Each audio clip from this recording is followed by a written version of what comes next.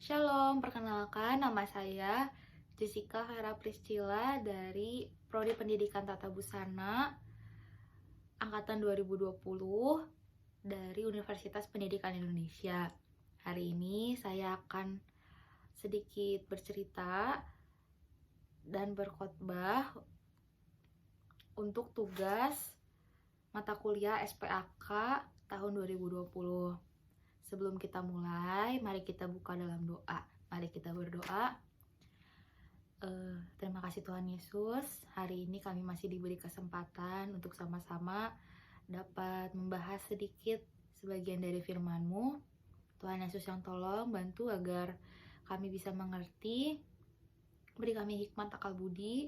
Dan bantu juga agar apa yang aku sampaikan sesuai dengan isi hati-Mu. Terima kasih Tuhan Yesus. Dalam nama Tuhan Yesus saya sudah berdoa. Kami sudah berdoa. Haleluya. Amin. Oke, amin. Yang pertama bakal aku bahas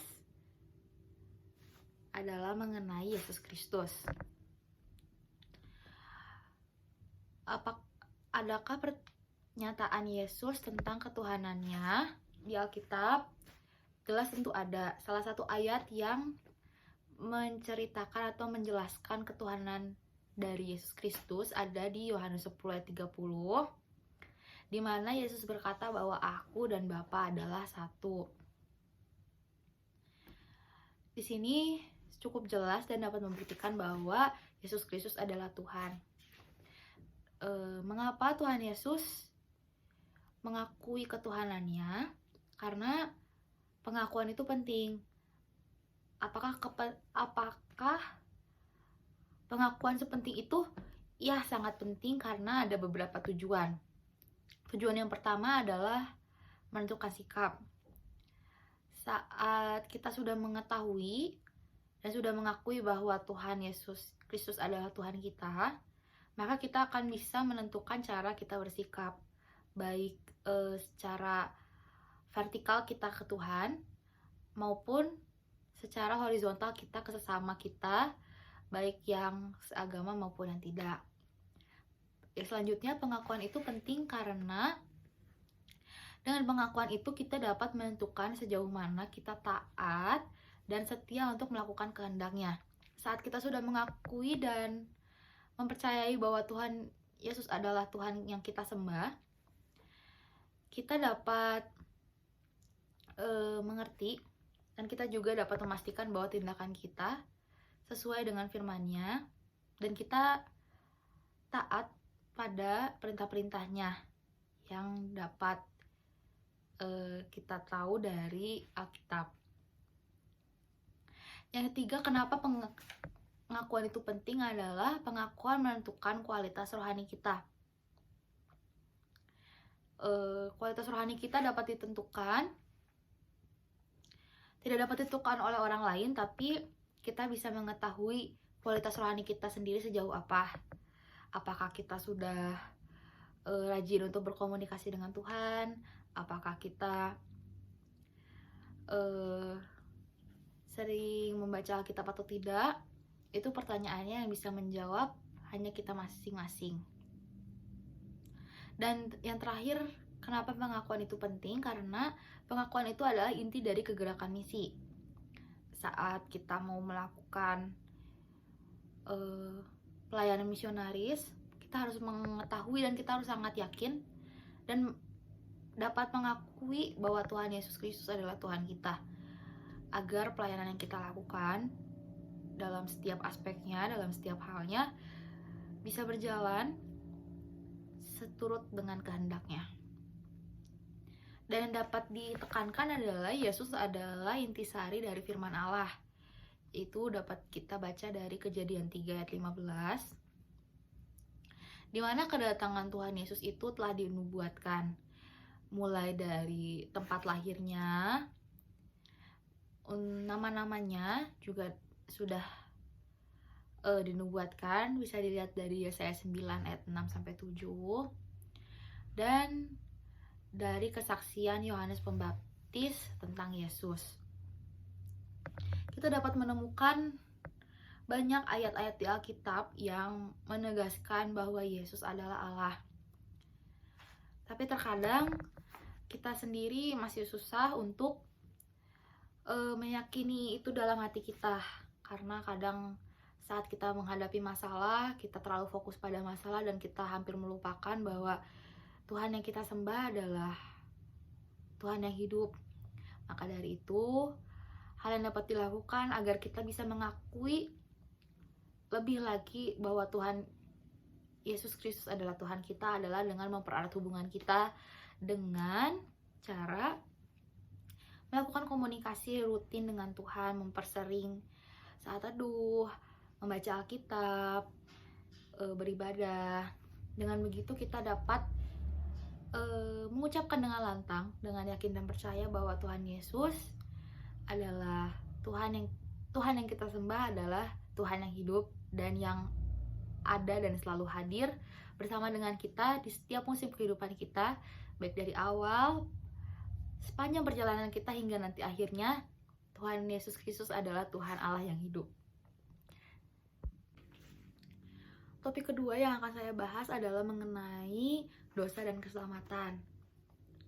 Dosa dan keselamatan adalah hal yang cukup sering dibawakan dalam khotbah di gereja dan cukup sering juga untuk kita bahas. Kita semua pasti tahu dosa itu apa. Dosa adalah perilaku kita yang tidak sesuai dengan firman Tuhan. Kita manusia terlahir dalam dosa dan kita butuh Tuhan Yesus. Dan Tuhan Yesus itu satu-satunya jalan keselamatan, karena seperti sudah ada tertulis dalam Alkitab, Tuhan Yesus berkata bahwa akulah jalan dan kebenaran dan hidup. Tidak ada seorang pun yang dapat menemui Bapa kalau tidak melalui aku. Tuhan Yesus datang ke dunia dan rela disalibkan itu karena untuk menebus dosa manusia. Kita balik ke cerita Tuhan Yesus disalibkan. Sebenarnya Tuhan Yesus sangat mampu untuk berkata, Tuhan, aku gak mau disalib, Bapak, aku gak mau disalib. Dia sangat punya hak, dia bisa jauh lebih mampu, sangat mampu untuk melewati, untuk tidak disalib. Tapi Tuhan tetap memilih untuk disalib, untuk melewati proses yang panjang dan menyakitkan itu untuk menghapus dosa manusia.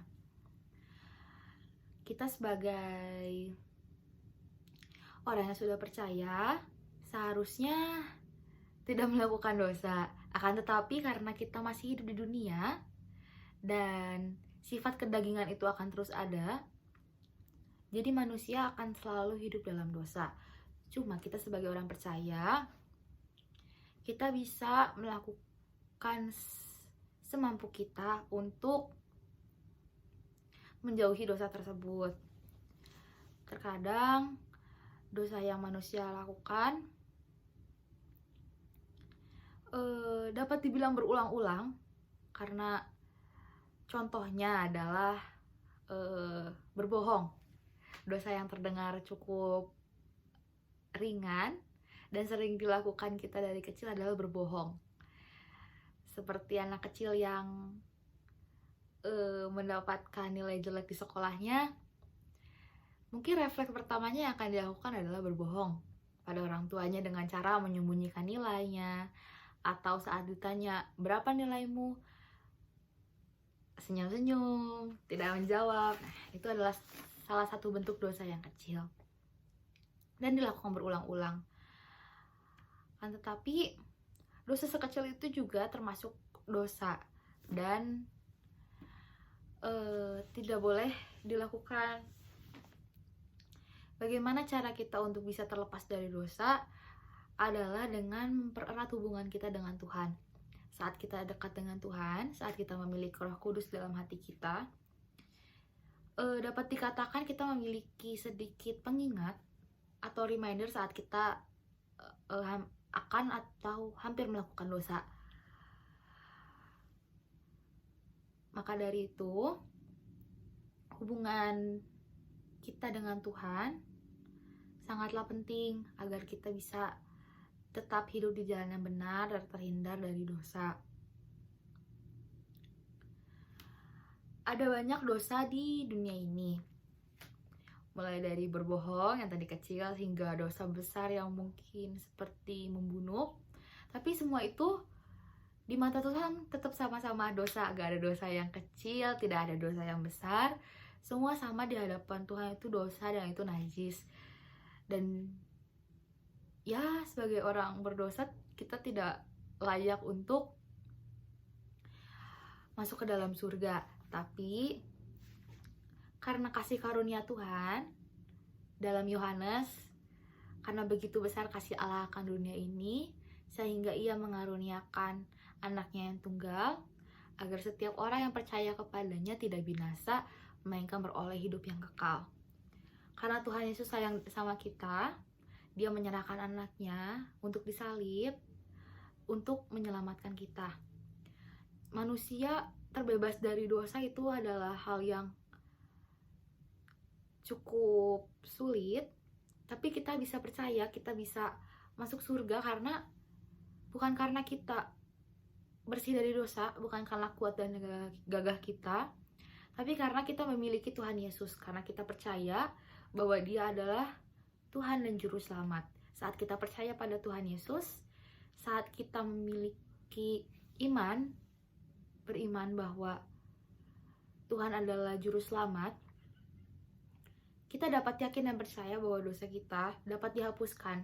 Dan apabila kita meminta maaf, Tuhan Yesus itu adalah Tuhan yang pemaaf. Saat kita datang dan meminta maaf, dia pasti akan memaafkan kita apapun dosa kita, asal kita mau datang dan mengaku bahwa Tuhan, saya berdosa dan saya minta ampun. Kadang cukup sulit untuk meminta maaf, bahkan untuk sesama manusia itu cukup sulit, apalagi sama Tuhan. Cuma yang aku mau ingetin hari ini adalah tidak pernah ada kata terlambat untuk meminta ampun atas dosa kita. Dan kita harus yakin, kita dapat percaya bahwa Tuhan Yesus akan selalu memaafkan dan akan memberikan keselamatan. Topik ketiga yang akan saya bahas adalah mengenai kehidupan umat Kristen yang dinamis, yang bisa kita gambarkan dengan ilustrasi roda. Orang Kristen itu bertumbuh. Bertumbuh itu artinya ada sesuatu perubahan, ada sesuatu yang berbeda dari sebelumnya. Kalau misalnya dari awal sampai akhir sama-sama terus, itu namanya bukan bertumbuh. Dan orang Kristen itu yang taat dalam perbuatan, jika diilustrasikan dalam roda itu menjadi ada 4 jari-jari. Jari-jari yang pertama adalah doa, yang kedua persekutuan, yang ketiga firman Tuhan, yang keempat bersaksi. Tapi jari-jari itu semuanya berpusat pada satu, yaitu pusatnya Yesus Kristus. Agar bisa berjalan dengan baik, roda itu harus memiliki bagian-bagian yang lengkap. Bagian-bagian roda itu yang pertama ada pusat. Pusat atau poros itu sebagai sumber tenaga. Yang kedua ada jari-jari. Jari-jarinya itu sebagai penyalur dari tenaga yang dari pusat. Dan lingkaran yang di luar yang bersentuhan dengan tanah atau jalan. Yang pertama akan dibahas adalah Yesus Kristus sebagai pusat. Tuhan Yesus itu adalah sebagai sumber hidup. Jadi arti dari Yesus sebagai pusat adalah tanpa Tuhan Yesus kita tidak bisa apa-apa, kita tidak bisa berjalan. Yang kedua adalah kita akan membahas tentang jari-jari.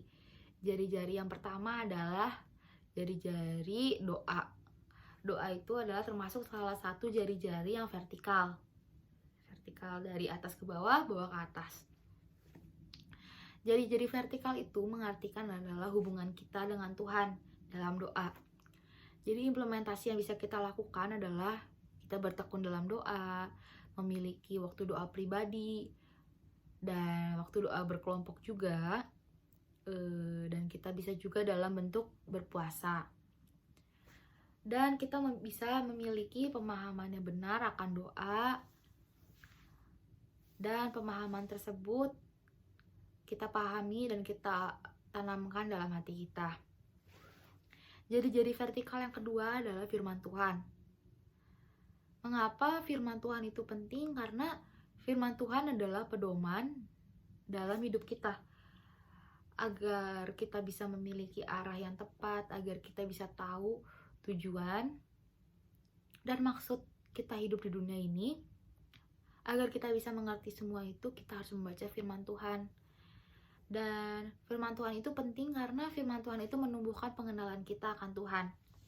Dengan membaca firman Tuhan, kita bisa mengetahui siapa Tuhan yang kita sembah, siapa Tuhan yang kita percaya, siapa Tuhan yang kita selama ini berdoa kepadanya. Maka dari itu firman Tuhan sangat penting. Firman Tuhan juga penting agar doktrin dan ajaran bisa bertumbuh dengan sehat. Jadi kita tidak mudah goyah dengan doktrin-doktrin yang ada di lingkungan kita, yang mungkin bertentangan atau cukup berbeda dengan kita. Saat kita mengerti, kita membaca firman Tuhan, kita bisa dengan yakin berkata bahwa doktrin itu berbeda dan tidak sesuai dengan saya. Dan firman Tuhan itu penting juga karena agar firman Tuhan itu bisa kita terapkan dalam kehidupan sehari-hari. Tidak sekadar membaca, tapi firman Tuhan itu bisa masuk ke dalam hati kita dan kita implementasikan, kita kerjakan dalam kehidupan kita sehari-hari. Untuk jari-jari roda yang selanjutnya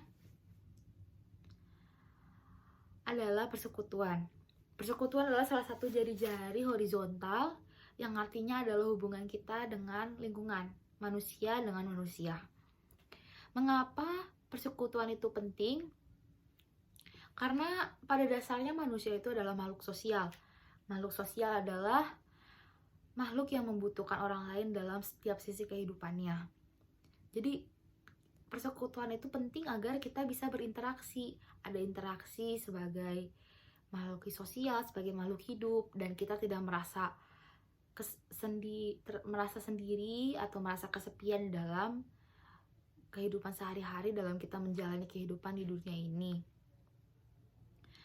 Persekutuan juga penting sebagai wadah kita untuk belajar dan mempraktikkan kebenaran-kebenaran firman Tuhan yang telah kita pelajari secara yang tadi jari-jari vertikal. Firman Tuhan yang sudah kita pelajari tadi bisa kita implementasikan, bisa kita praktikkan dengan teman-teman di sekitar kita, dengan teman-teman persekutuan. Implementasi dari jari-jari persekutuan adalah, yang pertama, mengikuti persekutuan sudah pasti. Yang kedua, kita saling memperhatikan, saling care, dan saling mendorong dalam pekerjaan tuh baik. Jadi kita saat melihat teman-teman kita yang cukup kesulitan, kehilangan motivasi, kita bisa mendorong mereka dengan memberikan kekuatan, mendorong mereka, dan membantu mereka juga di dalam doa. Dan persekutuan itu penting agar kita tidak menjauhkan diri, agar kita bisa terus berinteraksi dan tidak merasa kesepian, tidak merasa terasingkan. Dan saat manusia merasa kesepian itu terkadang akan muncul banyak pikiran-pikiran yang anak-anak sekarang kita sebutnya overthinking, dan itu kebanyakan berakhir cukup buruk. Maka dari itu persekutuan adalah hal yang sangat penting agar kita bisa berinteraksi dengan manusia lain, agar kita bisa merasa sedikit bahagia bertemu dengan teman-teman seiman. Dan yang jari-jari selanjutnya adalah bersaksi. Bersaksi itu termasuk jari-jari horizontal. Mengapa bersaksi itu penting? Karena yang pertama dan paling utama, bersaksi itu adalah perintah Tuhan. seperti ada ayat yang tertulis bahwa kita harus bersaksi, bahwa bersaksi itu adalah termasuk amanat Tuhan yang harus kita lakukan sebagai umatnya. Dengan bersaksi juga kita bisa menjadi lebih kuat dan menambahkan motivasi. Awalnya saya berpikir kalau bersaksi itu hanya terjadi satu arah. Saat saya bersaksi, orang yang mendengar kesaksian saya bisa termotivasi. Tapi akhir-akhir ini saya merasa kalau motivasi itu tidak hanya berlaku untuk dia saja, tapi saat saya mengatakan kata-kata motivasi, kata-kata itu rasanya seperti berbalik juga pada saya dan saya merasa termotivasi juga dengan kata-kata tersebut. Implementasi yang dapat dilakukan adalah bersaksi dengan teman-teman, bersaksi pada lingkungan sekitar kita, dan mengembangkan hidup yang bersaksi. Jangan takut untuk bersaksi, untuk terbuka, dan menggunakan kesempatan. Namun dalam bersaksi juga kita harus berhikmat. Kita harus bisa bersaksi sesuai dengan tempat dan waktu. Dan kita juga harus melihat siapakah objek kesaksian dari situasi dan kondisi tersebut. Jadi lingkaran roda itu merupakan satu kesatuan yang tidak dapat dipisahkan dan tidak bisa berjalan dengan sendiri. Ya, lingkaran roda yang paling luar adalah mengenai ketaatan, yaitu dengan cara mendengarkan firman Tuhan dengan seksama, menundukkan diri pada firman Tuhan, dan membuktikan iman kita dengan cara taat pada firman-Nya.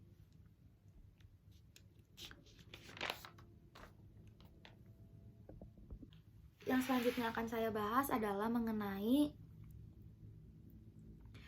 marketplace ministry, atau bagaimana kita bisa berpelayanan di tempat kita kerja, atau sekarang yang mungkin kita sedang rasakan atau saya rasakan adalah di tempat kuliah.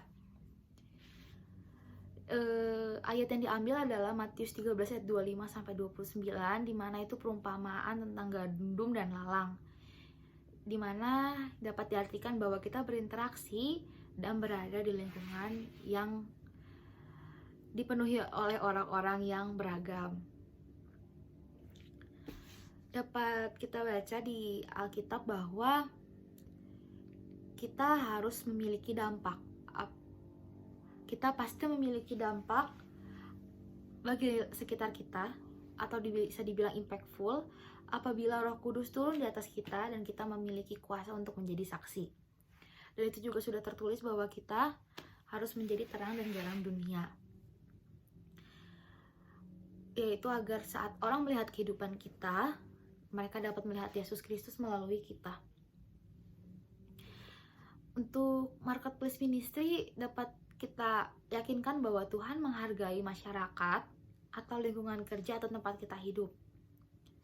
Dan kita jadi saksi itu bukan hanya di satu tempat, tidak hanya di gereja saja, tapi kita bisa menjadi saksi di tempat kerja kita, di tempat sekolah kita, di lingkungan kita.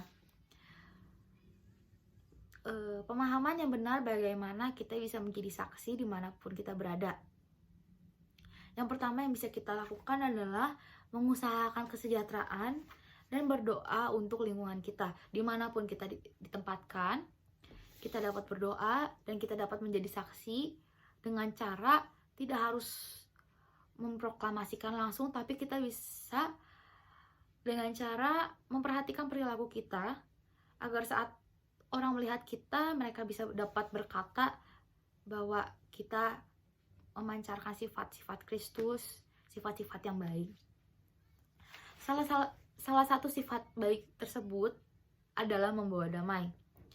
Saat kita berada di lingkungan, kita tidak membawa keributan, tapi kita bisa menjadi penengah, kita bisa jadi pendengar yang baik, dan kita bisa membawa citra yang positif bagi lingkungan kita, yaitu citra yang penuh damai. Agar kita menjadi saksi dalam kehidupan sehari-hari, hal yang bisa kita lakukan lagi adalah melakukan yang terbaik, do the best, membuat semua perkara dalam kehidupan kita dengan sepenuh hati. Kita melakukan setiap pekerjaan kita seperti untuk Tuhan dan bukan untuk diri kita sendiri. Dapat dijamin, kita dapat yakin bahwa setiap pekerjaan yang kita lakukan, jika kita lakukan seperti untuk Tuhan, semua pekerjaan kita akan berhasil dengan baik. Dan selanjutnya adalah menjadi teladan.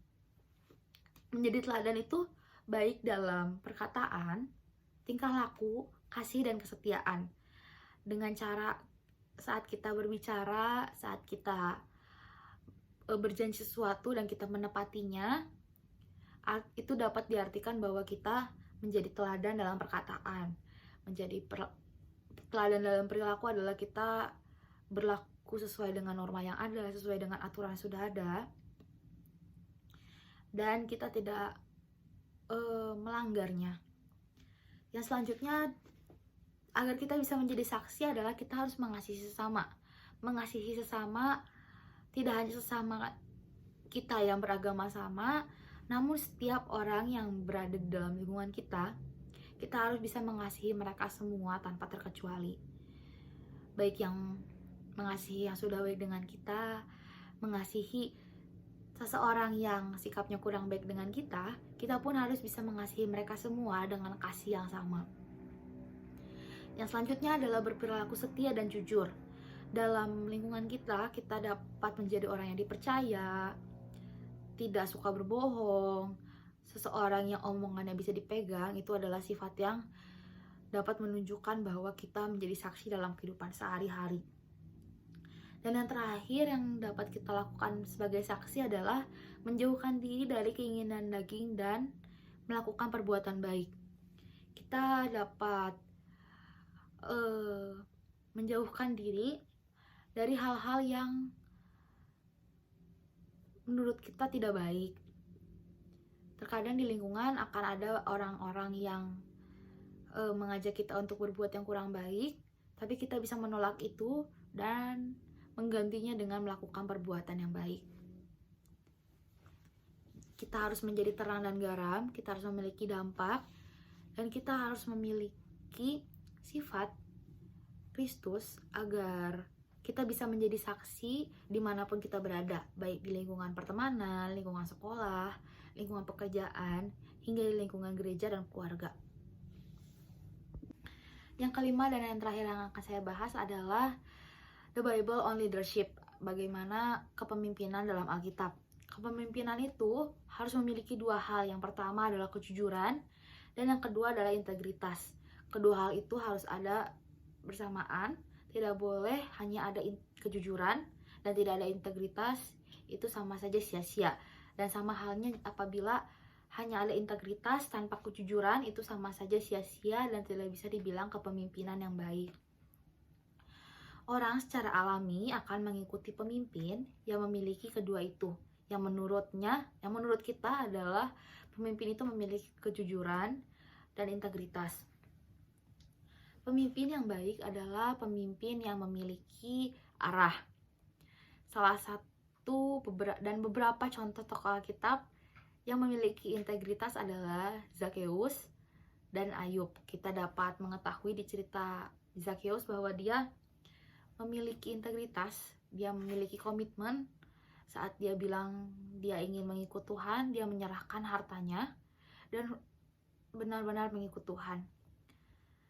Salah satu contoh tokoh Alkitab yang tidak memiliki integritas adalah Yudas Iskariot, yaitu murid Tuhan Yesus, yang pada akhirnya dia berkhianat dan meninggalkan Tuhan Yesus. Dalam kepemimpinan, setiap pemimpin itu harus memiliki tujuan. Setiap pemimpin yang baik pasti memiliki tujuan yang jelas, memiliki pandangan, memiliki visi dan misi, memiliki arah yang akan dituju oleh dia dan kelompok yang dia pimpin. Karena setiap pekerjaan atau sesuatu yang tidak memiliki tujuan pasti tidak akan berakhir baik. Saat kita bekerja tanpa tujuan, kita hanya akan berakhir dengan ceroboh. Contoh tokoh Alkitab yang memiliki kepemimpinan adalah, yang pertama adalah Nabi Nuh. Nabi Nuh memiliki komitmen, memiliki tujuan saat dia membangun bahteranya. Dia memiliki tujuan untuk menyelamatkan hewan-hewan, untuk menyelamatkan keberlangsungan hidup manusia, dan dia percayai bahwa Tuhan memiliki tujuan di saat dia dan orang-orang sekitarnya merasa bahwa tidak ada tujuannya membuat bahtera di saat kekeringan di atas gunung. Tapi dia tetap percaya, dia memiliki keyakinan dan memiliki tujuan yang pasti untuk terus membangun bahtera itu, sehingga bahtera itu bisa terbangun dan bisa menyelamatkan bumi. Yang selanjutnya adalah tokoh Musa. Tokoh Musa saat dia memimpin Israel untuk keluar dari negeri Mesir, dia memiliki tujuan bahwa dia harus membawa kawanannya, dia harus membawa kaum Israel untuk keluar dari Mesir. Itu adalah tujuan. Dan tujuan yang Musa miliki adalah tujuan yang jelas, tujuan yang diberikan oleh Allah kepada dia. Salah satu tokoh di luar Alkitab, tokoh manusia yang memiliki tujuan yang jelas adalah Steve Jobs. Saat dia membangun karirnya, saat dia membangun perusahaan, dia memiliki tujuan yang jelas, visi dan misi yang akhirnya membawa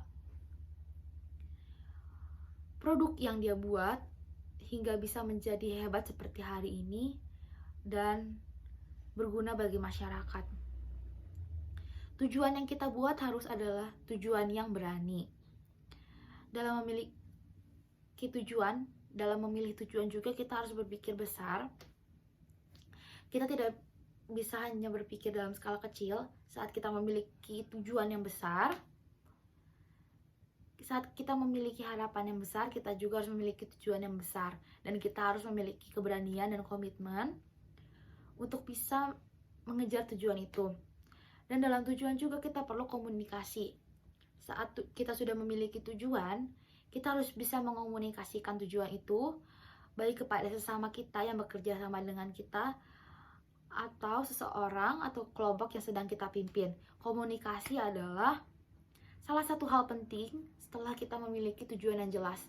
Tujuan yang tidak dikomunikasikan hanyalah omong kosong. Karena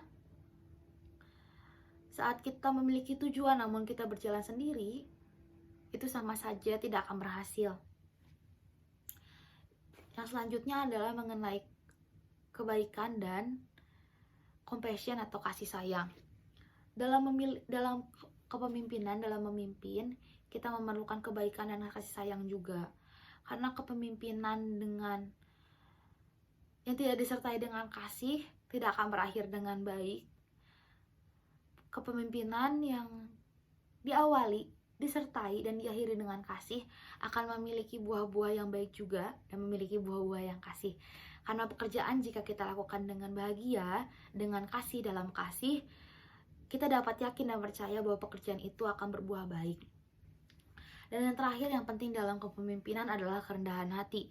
Kita sebagai pemimpin harus bisa menerima masukan dari anggota kita, harus bisa menerima masukan baik dari mentor kita atau dari manapun jika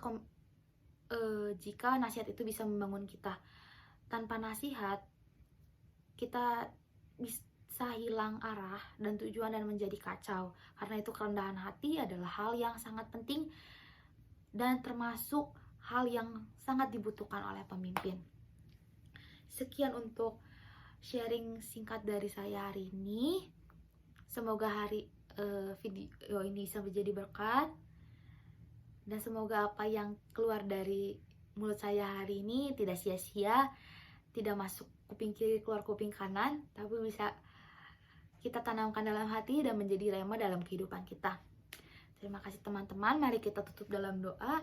Tuhan Yesus, terima kasih hamba sudah selesai berbicara.